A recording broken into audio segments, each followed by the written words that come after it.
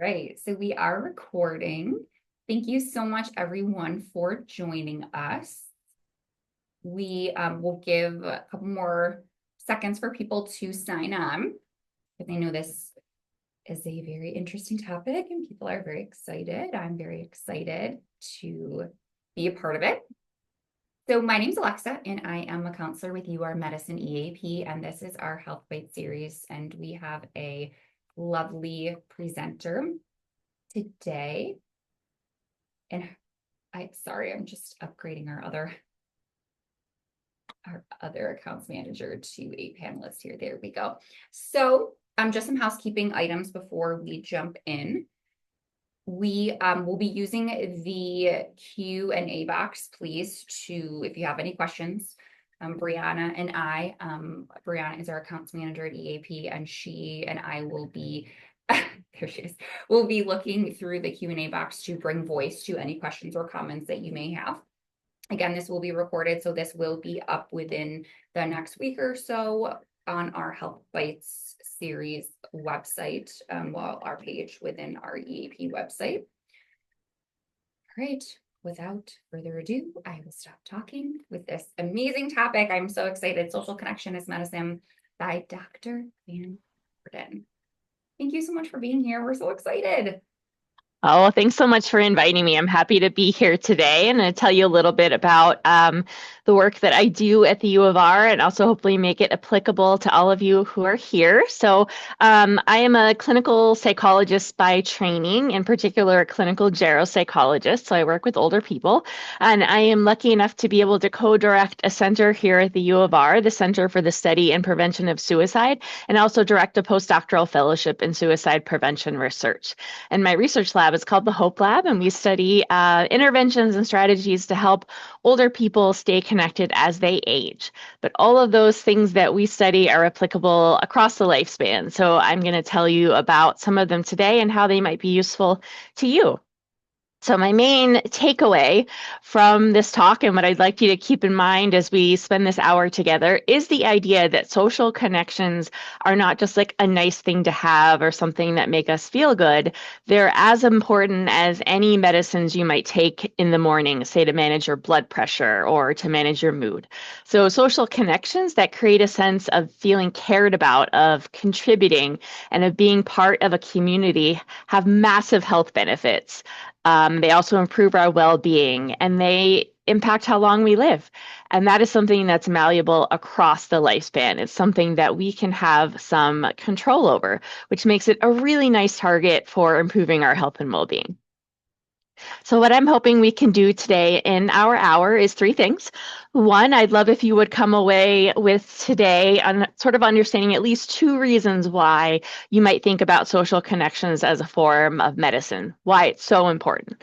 Second, I'm hoping that you will come away with knowing at least a couple ways about what connection planning might involve and how it might help. So I'm going to tell you about a program that we developed in the Hope Lab during the pandemic called Connection Planning. And I'm going to tell you a little bit about what it involves and how you might want to think about using it in your life. And as we go along together, what we're going to do today as well is I'm going to give you some suggestions for how you might try out making your own connection plan. All right, so let's dive in. First, I want to talk a little bit about some definitions because social connection is something that we all intuitively have a sense of what it is. It's helpful to get on the same page about when I say social connection, what am I talking about? And so the researcher whose work I really admire and who informs a lot of the terminology in my work is Juliana Holt-Lundstad, and she is a psychologist at Brigham Young University, and she has done some really seminal work around the kind of the public health impacts of social connection. She did some very important meta-analyses that compiled studies from around the world over time to show how big of an impact social connections have on our health and how long we live. And one of the terms that she uses that I think is quite clear is she uses the term social isolation and loneliness. And that's really nice because it combines these two dimensions. I'm going to talk to you about what they are, but it combines kind of the structural pieces of our network and the perceptions we have about them. Oftentimes, when we're talking about health impacts, both isolation and loneliness have similar impacts. And so we can talk about them together. And so you might think about social connection as a broad construct that includes lots of dimensions of social relationships that impact our health. And that's kind of the good side of it. So having social connections. And then the flip side is social isolation and loneliness, where we're lacking it. And so I'm going to talk a little bit more about terms, but SIL, if you see that abbreviation throughout the slide deck, that's what I'm talking about. All right, so I'm going to give you a little bit of background about why this matters. So first of all, humans are social creatures. That is probably really kind of obvious. You're like, Kim, duh, I know that. But what does that mean? It means that our social connections are central to how our nervous system functions, to how we feel, to how well we are living. And when we are disconnected, that actually feels dangerous to us because we cannot survive without other people. So just like we need food and water and shelter, we need other people. And in the research literature, that's termed having a need to belong to meaningful and safe social relationships, groups, and a community. And you don't just have to take my word for it. Here is a really nice infographic from our former Surgeon General. So this is Dr. Vivek Murthy, who is our Surgeon General under the Obama and Biden administrations. And he was very passionate about addressing social connection, addressing loneliness and isolation. And you can see here what I really like about this infographic is he doesn't just talk about how social isolation and loneliness impacts our own health. It's actually vital to our community's health, to our country's health. If we can be more connected, our whole country will be doing better. And that's one of the things that keeps me going these days in a really tough research climate is thinking about how when we focus on our social connections, we're making a difference, not just for ourselves, but for all the people that we are connected with. Right. All right, so back to our definitions. So social connection, big umbrella construct that has different pieces of it, all having to do with dimensions of our social relationships that impact our health. And so there's kind of three big pieces in that umbrella construct: structure, function, and the subjective dimension. So structure has to do with our network. So you see the picture above it, that's like a social network. So you can think about other people as being connected to us, kind of like in a network with nodes. And so there are dimensions to that impact our health, like the number of people we have in our lives, the number of people we see on a regular basis, how many of them know each other.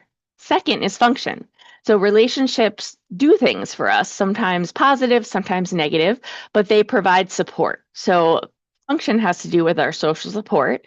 And finally, there's dimension of how we feel about our relationships. So if we feel connected, if we feel lonely, the subjective dimension.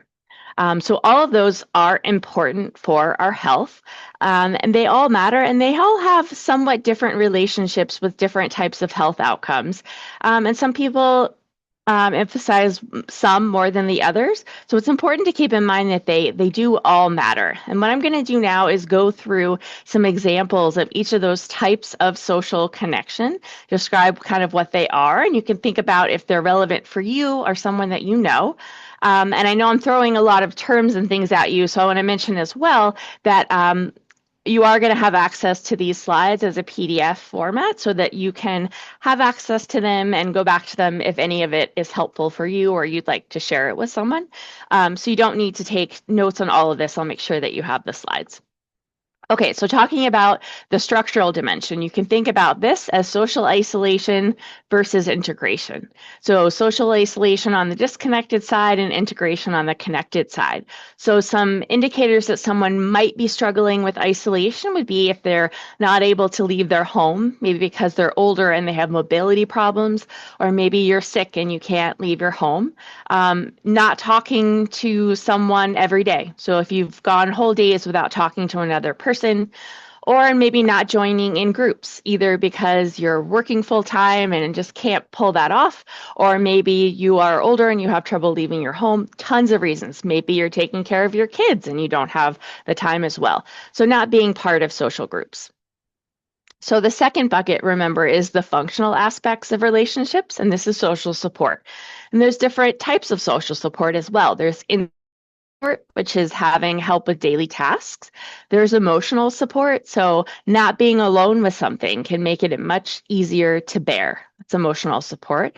And then there's support where we get information and advice from people. Those are all dimensions of support.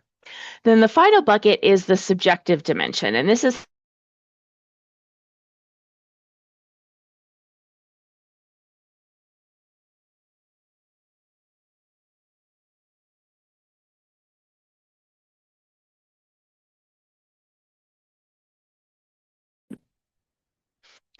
so briefly, remember I said I was going to put social isolation and loneliness together. So if we think about social isolation and loneliness, we know that those are linked to indicators of brain health over time. So people who are isolated and lonely often have worsening brain health over time. And what does that mean? That means trouble with memory, trouble with executive functioning, or even greater risk of dementia. And so, to give you a sense of the magnitude of that relationship, one study showed us that having strong social connections was associated with a 46% reduced likelihood of developing dementia in a study that followed people over time. So, this is not a small effect. Having social connections is good for our brain health. Social isolation and loneliness are also linked to our physical health, how well our body is doing. And so people with, I will say, lower connectedness, so maybe loneliness or isolation, they're more likely to have more health problems. So chronic conditions like high blood pressure or cardiovascular disease. People with isolation and loneliness also tend to rate their own health as worse. And people with social isolation and loneliness don't live as long. Those factors are pretty robustly linked to longevity. And finally, social isolation and loneliness are linked to our mental health. So things like having greater depression and anxiety, having worse quality of life, low meaning in life, and importantly, social isolation and loneliness are linked to a greater risk for having thoughts of suicide, making a suicide attempt, and even dying by suicide. So what are some challenges to staying connected? So some barriers you might think about would be things like during the pandemic when we were all working remotely and not able to be face to face with people, maybe physical illness or mobility difficulties, hearing or vision loss. I have pretty profound hearing loss, and sometimes for me, if I go to a restaurant, I can't hear really anything that's going on, or talks that are in person, I have a lot of trouble with. You might think about transitions as well. So retirement is going to be a big one for all of us when we get closer to retirement. If you're caring for a loved one with dementia or another health condition, that produces a big challenge. And then losing loved ones, bereavement also introduces challenges to our connections. And then another category would be mental health concerns. So when we're feeling depressed or down, it's really hard to get ourselves to get out and about and be around other people. Same with anxiety. Or if you're having feelings of guilt, say because you're a caregiver, all of those emotional reactions also can produce challenges to being connected. So given all of that, why would we want to do this? Well, we know there's lots of health benefits to being connected, but why? Why would that be the case? Well, there's at least three reasons. One is that social interactions are cognitively stimulating. So you're having to think a whole lot when you're talking to people. That is like exercise for your brain. Connection also promotes healthy behaviors. So when I know that my friends are waiting on me to go for a bike ride, that's going to help motivate me to get out of the house and go for my bike ride. And finally, relationships buffer stress. We can go through the same stressful situation, but if we're not alone, it's actually a little bit less stressful. So there's at least three pathways whereby social connection can improve our health and our well-being. All right, so there's your science background. Now we're going to turn to the more fun stuff about connection planning. So I'm going to tell you a little bit about this brief program that we developed during the pandemic that is relevant way beyond the pandemic. And it's designed to be a very brief intervention that could be delivered in different clinical settings, but it could also be just done kind of on your own. And so to give you a sense of what it might look like, I have an example blank connection plan on the right.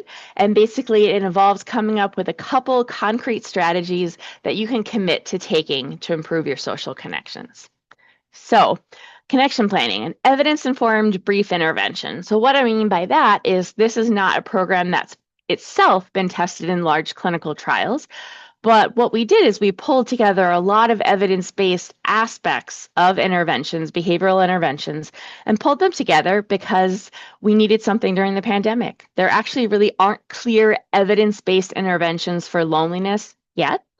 So this is our best informed guess about what might be very useful for people. And we're going to start testing it, including at some of the clinics here at UR Medicine. So we're excited. But in the meantime, everything in connection planning has an evidence base for some other outcome like depression. So we have a pretty good sense that it is at least evidence informed and likely useful. If you know about safety planning for suicidal behavior, connection planning is similar in that it's brief and can be kind of a standalone type program, but it could also be something that is integrated within, say, a long-standing psychotherapy. In primary care, we think about it as a robust form of social prescribing, and that's a person-centered approach that addresses health-related social needs. So all of those things that impact our health, like having access to nutritious food or exercise. And those programs provide linkage with community support services. So connection planning is a way to kind of amp up social prescribing to make it more likely that someone will follow through with connections. And you'll see the part I'm going to teach you about today in particular includes the aspect about increasing motivation and using cognitive behavioral therapy principles to do that. Okay, so now I'm going to invite you, if you'd like, to kind of do this along with me. So if you have the Notes app on your phone or a piece of paper, I'd encourage you to, if you want, kind of do this along with me. Think about what you would put on your plan. If you don't want to do that, that's fine too. I'm going to give you examples. But the first part of connection planning is thinking about kind of what you would like your connections to be. So what matters to you most and what are some of the barriers to being as connected as you'd like? And an exercise that we use is called the social pie of life. And it's a way to kind of get yourself thinking about social connection in a bit more of a concrete way. And so the idea with the social pie is that we can think about these aspects of social connection as being like pieces of, well, a pie. And there can be different sizes to each of those pieces, and that varies across people. And so one piece of the pie is social activities. And this is more, remember, that structural dimension of connections having to do with like things you can count. So how often you're with other people, how often you do social activities, how many people are in your life. So all of those kinds of things that you can kind of count up. So how often and how many people are in your life. And then if we move clockwise, we go to relationships, this has to do with kind of the qualities of your relationships. So if we learned in the prior piece kind of how many people are in your life, in this piece, we're thinking about what's the quality of those relationships. Do you feel close to friends and family, or is there conflict?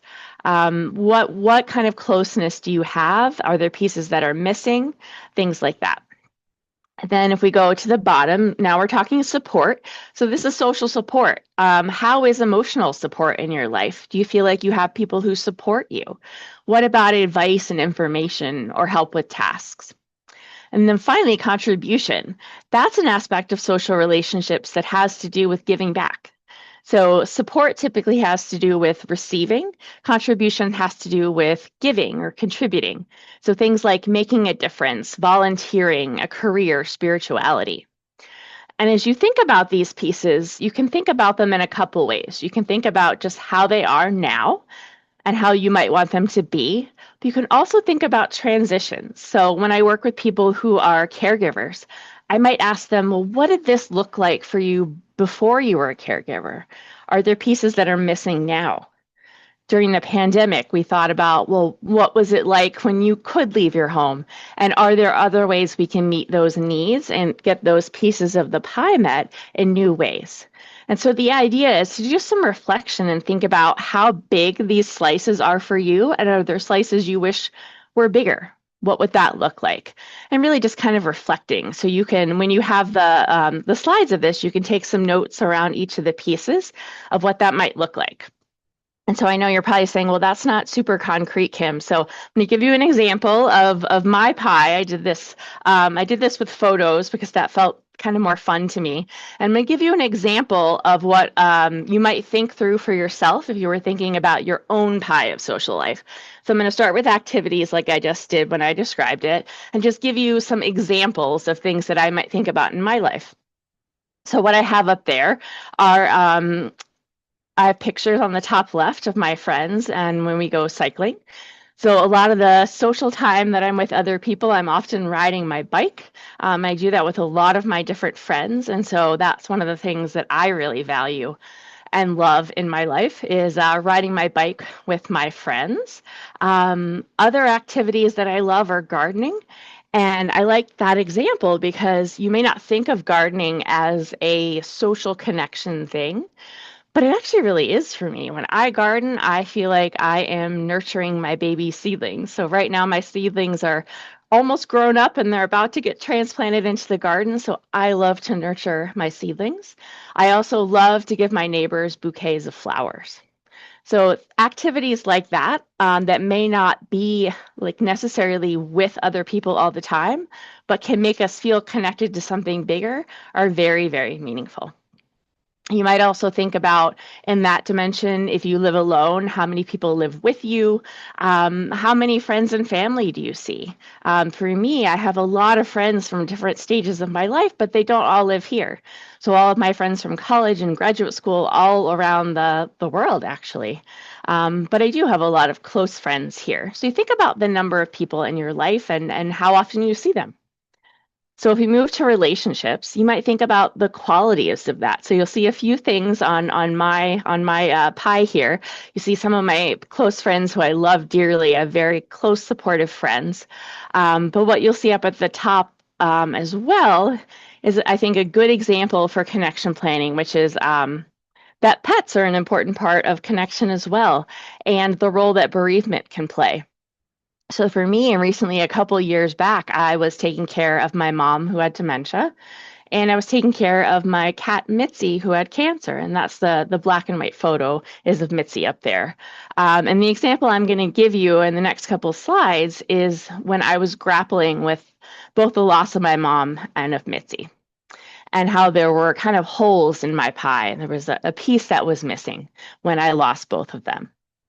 We'll come back to that. If we go to the bottom of the pie and we're looking at support, the picture I put there of me and my friend Rebecca with the lambs is there to remind me that the year I worked on a therapeutic community in Vermont was one of the best years of my life because I was embedded in this amazing community of people, and I've never felt so supported and loved and cared about in that community. And so that's a piece of my pie that is really, I think, missing. And so when I think about my pie of life, finding more community is something that is important for me. And then finally, the last slice of the pie contribute. You have some pictures there of my amazing mentees in my fellowship and my colleagues in my lab, my mentee Caroline, who I love dearly, and then the Bitmoji is my colleague Kathy Hefner. And so you're seeing I have a lot of contributions and connections at work. My work brings me a lot of joy, some stress, but a lot of joy. And for me, I really don't have bandwidth for volunteering, but I do feel like I give back a lot at work, or at least I try to. And so that piece feels pretty full for me. So if you want, you can start to think about your social pie and what pieces you have that are real strengths for you, and what pieces might be parts that are areas you'd like to grow in. And either pull out some photos like I did or take some notes, jot it down, and just start to reflect on your social pie of life. So you certainly don't have to have done all of that now, but you can start thinking about it.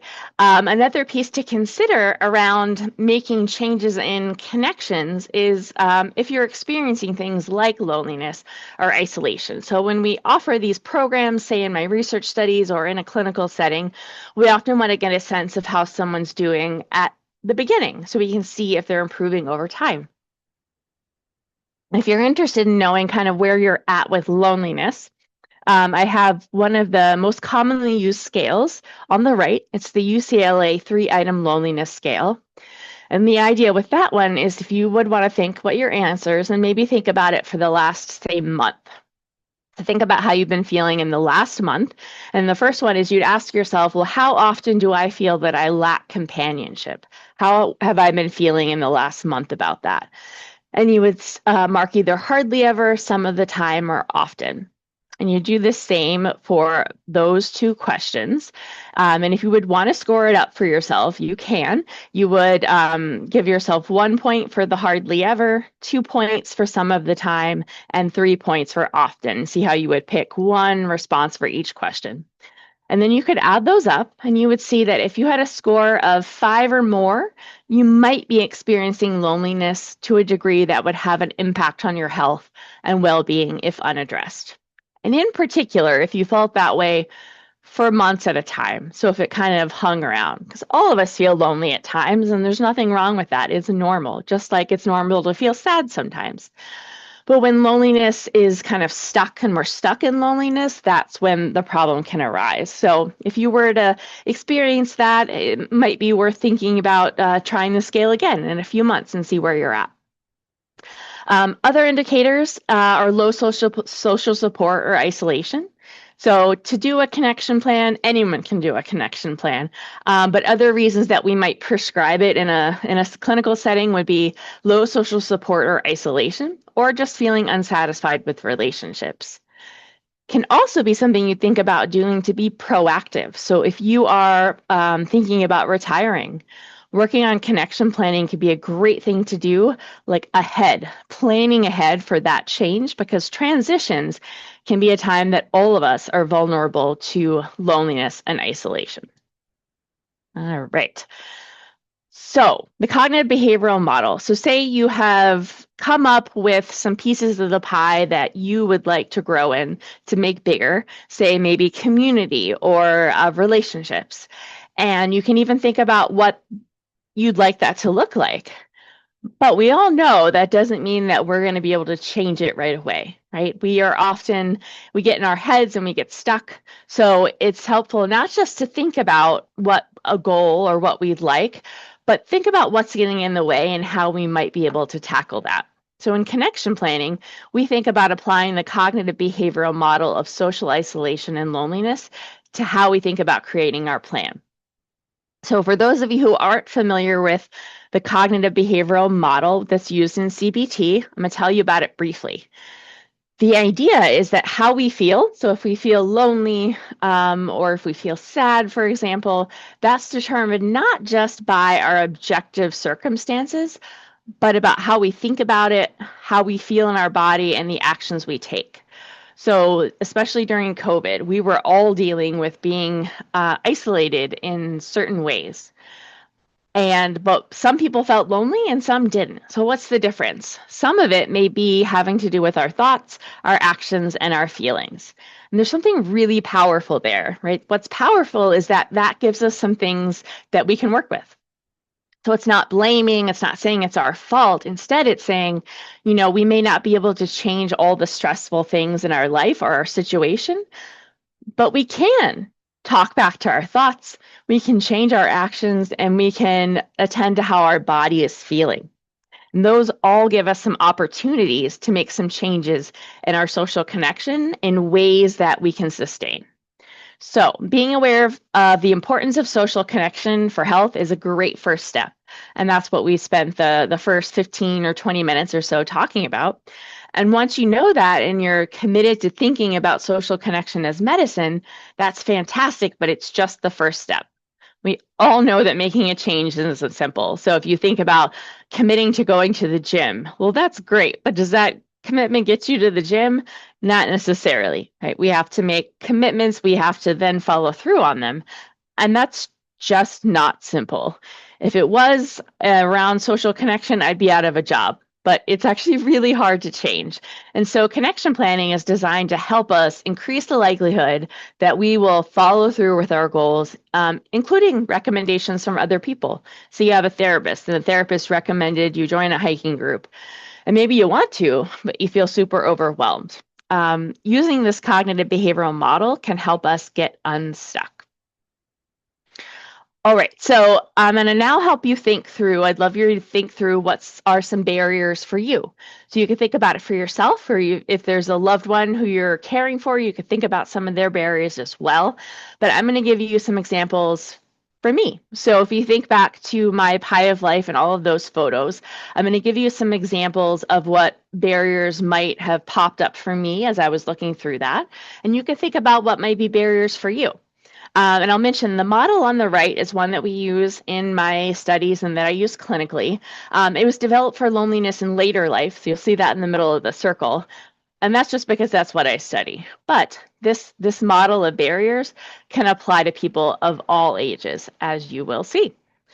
All right, so what's one barrier? So let's say my goals are to think about having more community or to have more relationship closeness. So what are my barriers? Well, I live alone and I work full time. I work probably more than full time. So that definitely causes a barrier for me in terms of some of the actions that I might be able to take to feel more connected. What else?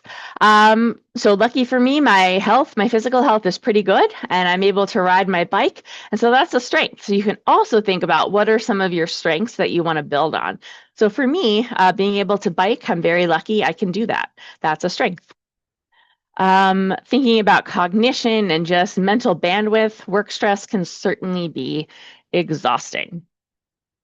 And then finally, the one that I'm going to attend to in these examples is grief surrounding the loss of my mom and my sweet, sweet cat. And so grief can be definitely a barrier if we're kind of stuck in it. So let's use that as an example. So if you wanted to move forward with this for yourself, you've thought through what matters to you, what pieces of connection feel like you want to grow in. That's the social pie. You may have then thought about some of the barriers. So what are the things that are getting in the way of that social pie being what you'd like it to be? And then we can also think about the cognitive behavioral barriers that may be popping up. So the best way, I think, at least for me, to think about how to identify some of those would be to get concrete. So if you can think about a time this week that you felt either isolated, like you lacked companionships or left out, that's a way to kind of get at these issues for yourself in your example. So would you do that? You might think back to a time this week you felt isolated, and you might ask yourself, well, what thoughts went through my mind? What was I telling myself? What concerns did I have? And as you're doing that, you want to try to pay attention to thoughts that might be either really extreme or unhelpful that you could target in your connection plan. And so the tip here is that you don't have to believe everything you think. All the thoughts that go through your mind may be true, they may not be true. We think all kinds of things that aren't true all the time. And if we're feeling sad or isolated, we're especially vulnerable to paying attention to those thoughts. So you might think about what the thoughts were when you're feeling those types of feelings like isolation or loneliness. So I have some examples here for you. When I was deep in grief with my mom and my cat, and my friends were saying, Kim, you need to get another cat. I absolutely loved Mitzi.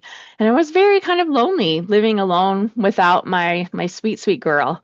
And I was heartbroken. And my friends they gave me a few months and then were like, you really need another cat, Kim. And I got very grumpy and mad. And I was like, I do not need another cat. And the thoughts were something like, I just can't stand losing someone else I love. I also had thoughts like, I'm too tired to adopt a cat. I'm just worn out. And those of you who are caregivers know it is really exhausting. So you might think about those thoughts and write them down. So don't try to do this in your head.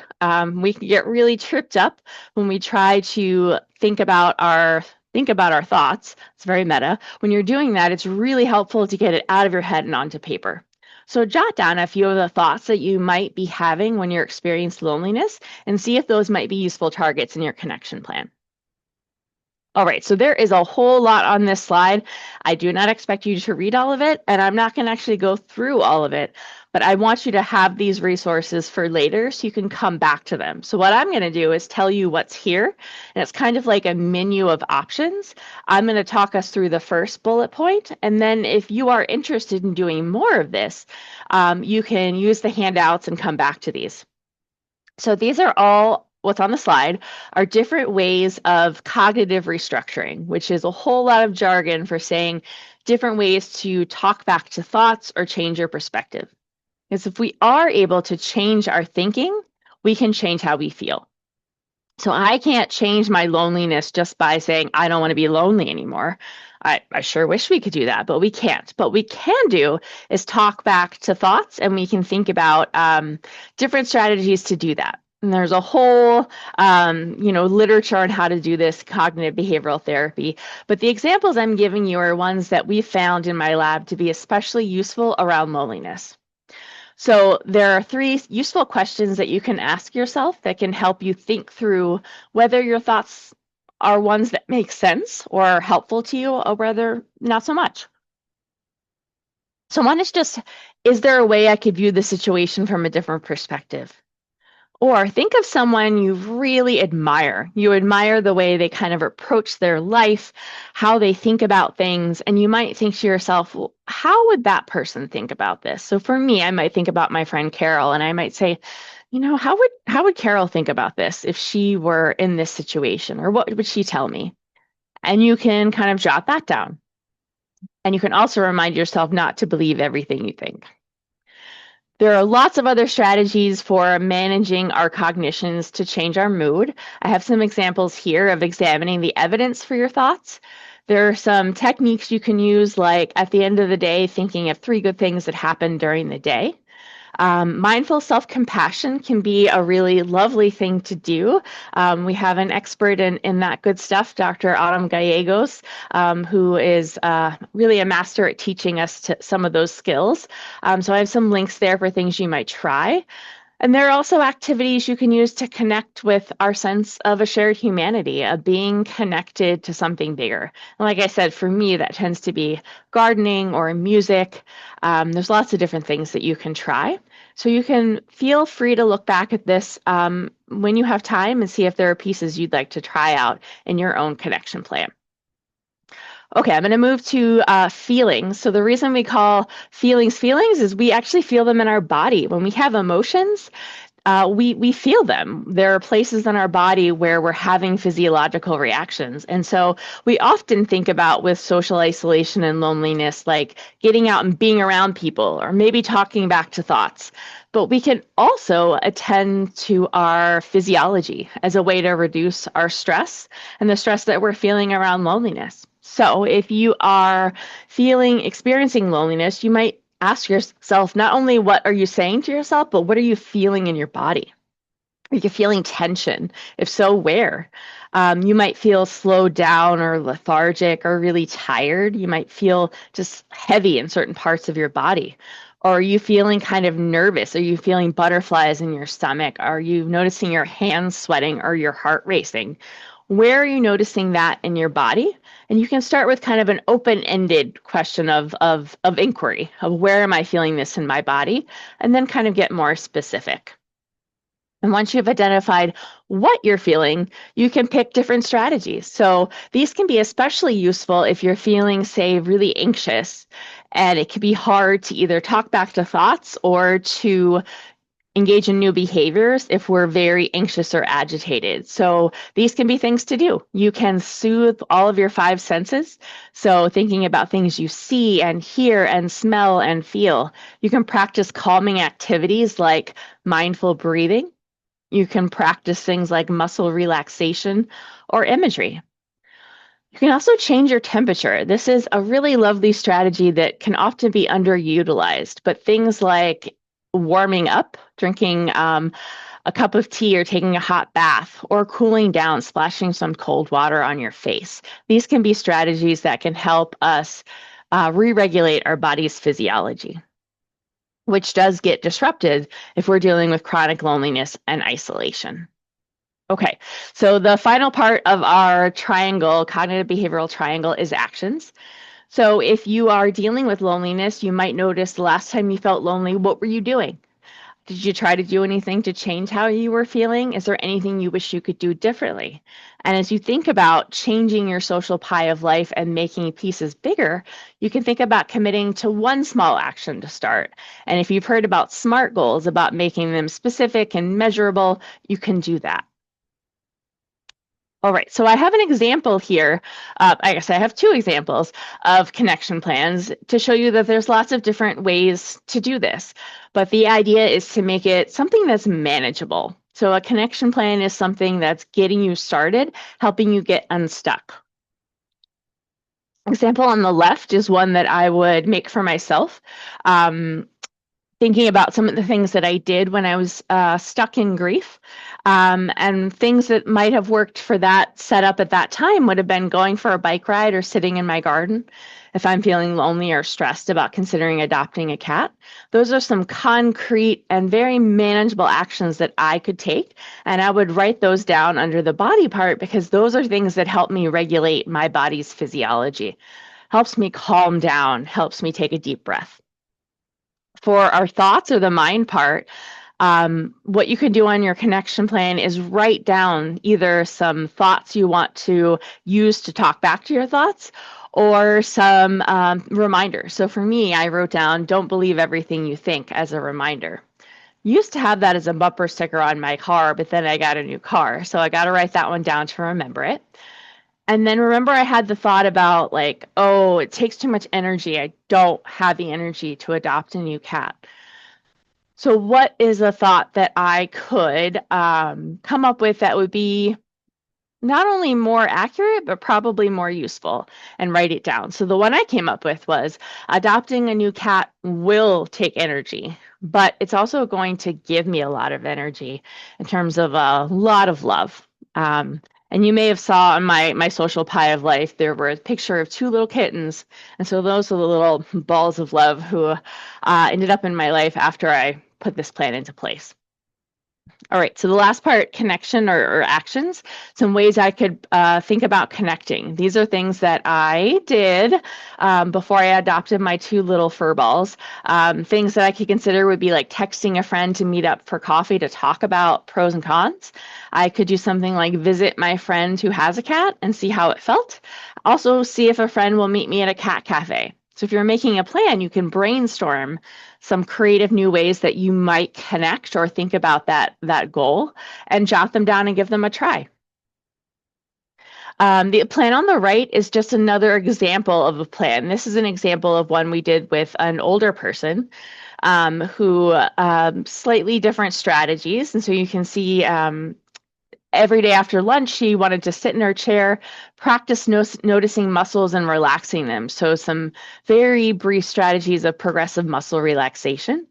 Under mind, she noticed when I'm having the thought nobody likes me, I'm going to look at photos of myself spending time with my close friends and family members. So that's a way to remind yourself of people who do love you, even when it's really hard to believe that.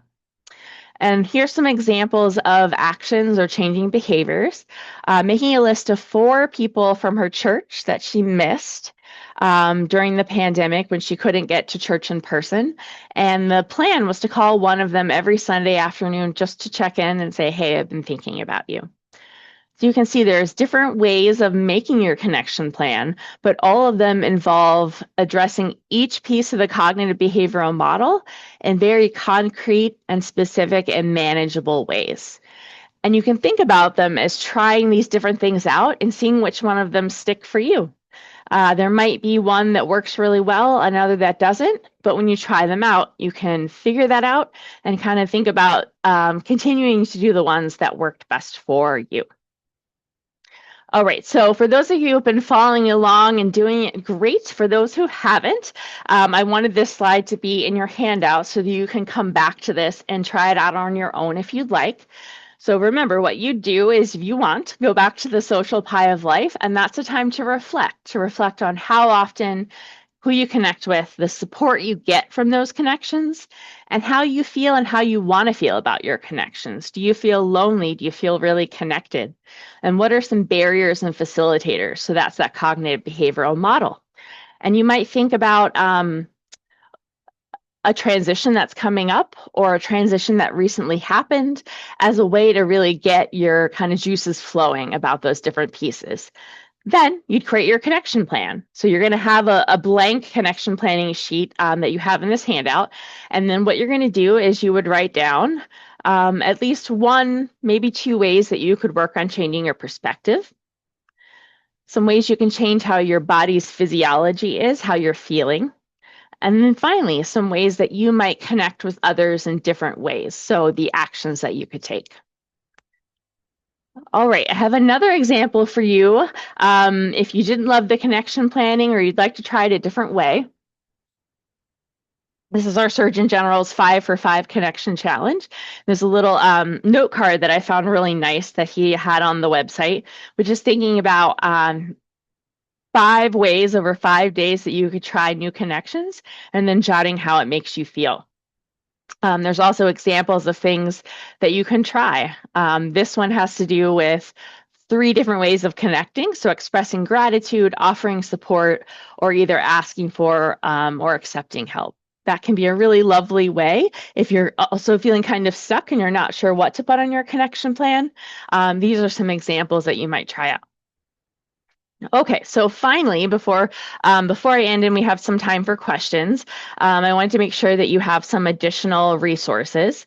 There are some free handouts that are different handouts about the connection plan and different pieces that can help you use it yourself, and that's that first link. If you're interested in reading more about connection planning as applied to older adults, we have an article that's free to download, and that's what that QR code goes to. For your information, some of my colleagues in the VA really ran with connection planning and actually made a clinical service and a manual for it. And then if you are in geriatrics or any primary care as well, and you're interested in applying this model clinically, we do have 2 free trainings online that are hosted by our Finger Lakes Geriatric Resource Center, and those trainings are free. They're an hour on how to deliver connection planning with other people. Okay. I want to leave you with a quote that one of our research subjects shared when she finished our coaching program. And she said that when she was connected to other people, there was hope. And as the director of the Hope Lab, that's kind of the best thing that I could hope for. All right, so here is my information. If you want to stay connected with us, please do. We also have some research studies coming up, so you're welcome to connect with us in that way. And then I'm happy to take any questions that you all might have. Thank you so much. Sure. The 3 good things is one of my all-time favorites.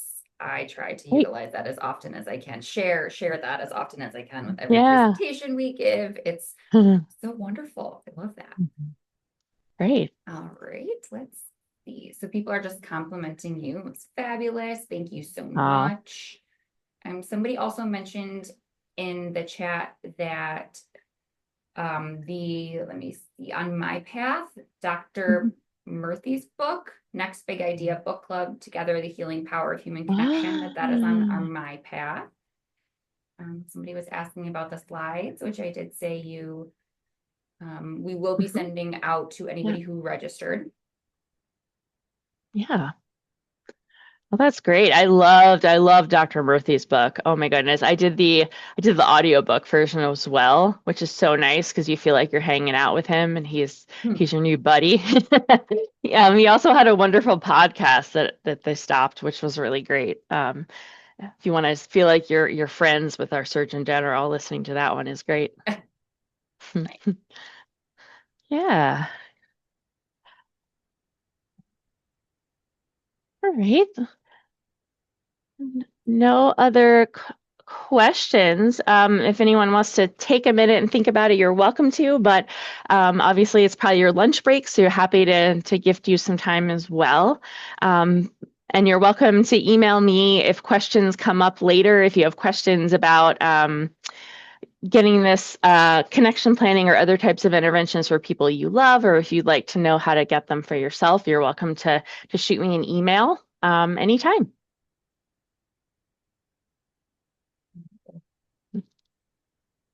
All right. Anything else on your guys' end? No, people are just thanking you. People are very grateful. Great.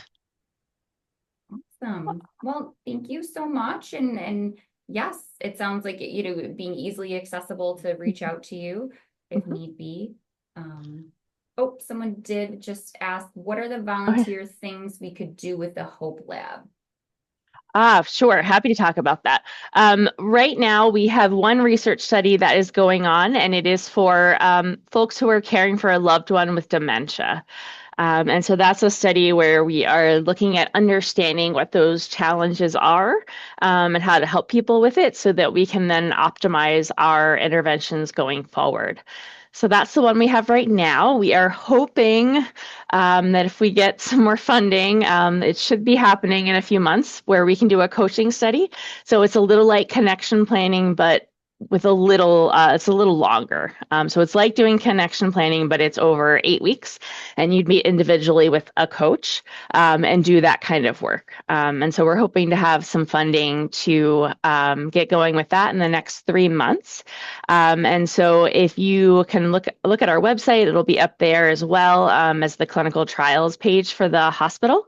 Also decently good about sending out emails to let folks know about it. So you'd probably get an email as well.